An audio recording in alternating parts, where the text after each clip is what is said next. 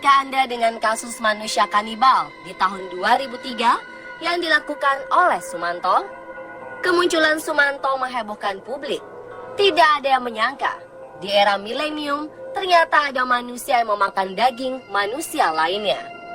Dan jauh sebelumnya, ternyata di Eropa, tepatnya di Jerman, pernah terjadi kasus kanibalisme dengan tersangka Joachim Kroll.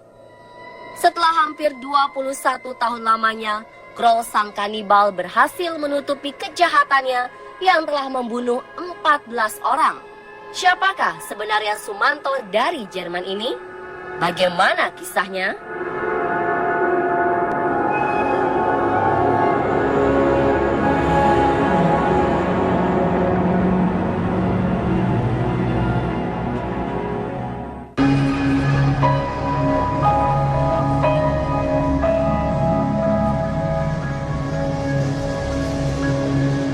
Joachim Georg Kroll lahir pada 17 April 1933 di Hindenburg, wilayah Hulu Silesia, Jerman, yang kini menjadi bagian dari Polandia.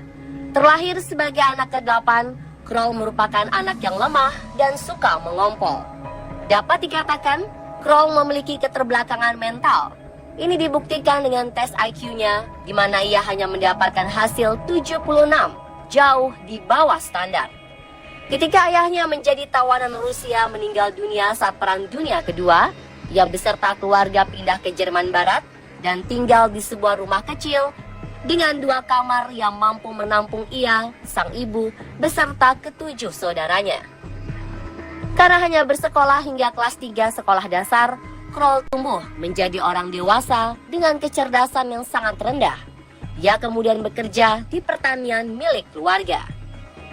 Peristiwa yang menimbulkan trauma besar pada dirinya terjadi ketika Kroll menginjak usia 22 tahun.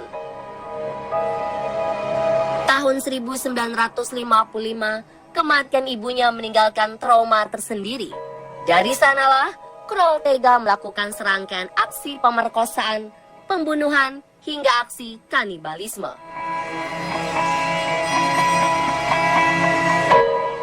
Kroll kemudian pindah ke Duisburg, pinggiran kota Lahr, bagian barat laut Jerman. Di sini ia mulai bekerja sebagai asisten penjaga kamar mandi umum. Hidup di jalan, Kroll dikenal sebagai paman Joachim oleh anak-anak setempat. Mereka menyukai sosok Kroll karena ia memiliki banyak mainan seperti boneka dan permen di flat kecilnya.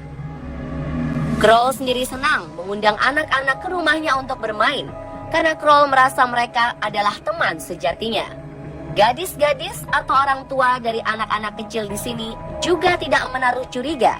Ini semua terlepas dari sikap Kroll yang menganggap anak-anak sebagai keponakannya sendiri. Selama bertahun-tahun, Kroll tinggal di lingkungan ini. Ia memanjakan anak-anak dengan memberikan hadiah-hadiah kecil, membuat warga setempat menganggap Kroll sebagai pribadi yang menyenangkan dan bijaksana. Tetapi semua itu berubah ketika Kroll ditangkap karena kasus pembunuhan.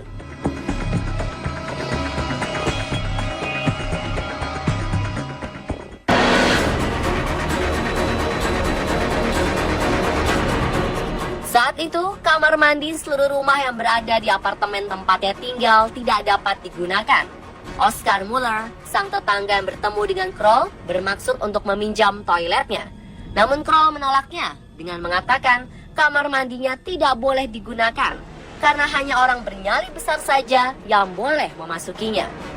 Karena terpaksa dan harus ke toilet, Müller pun memberanikan diri masuk. Dan betapa terkejutnya ia ketika mendapati air berwarna merah darah dan bau busuk menyengat dari dalam kamar mandi.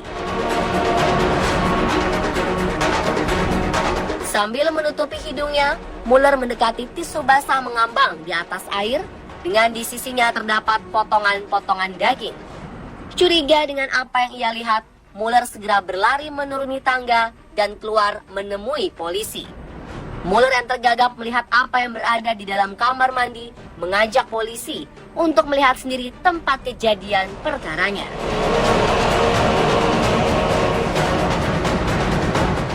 Setibanya polisi melakukan penyelidikan di tempat Kroll, didapati kemungkinan saluran pipa yang tidak bisa digunakan menjadi mampet karena ada sesuatu yang dibuang ke toilet dan berhenti sampai ke pipa.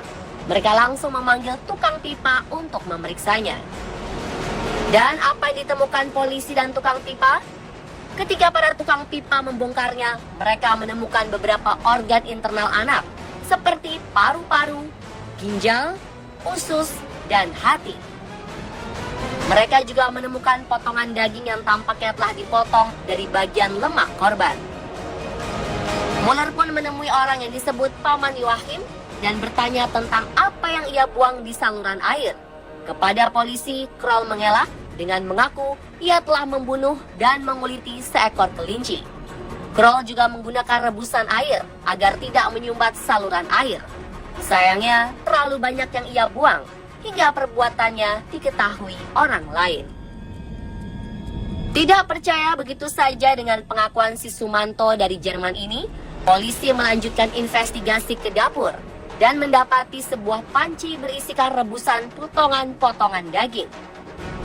Kroll pun akhirnya mengakui bahwa daging tersebut bukanlah daging kelinci, melainkan daging manusia. Saat polisi mengaduk isi panci, mereka mendapati sesuatu yang mengerikan. Polisi menemukan tangan kecil yang dimasak di antara wortel dan kentang.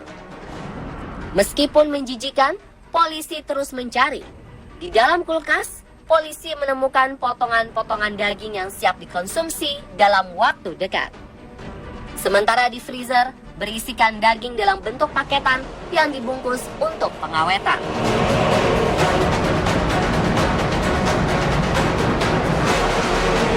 Korban pertama yang ditemukan tersebut adalah Marion Carter.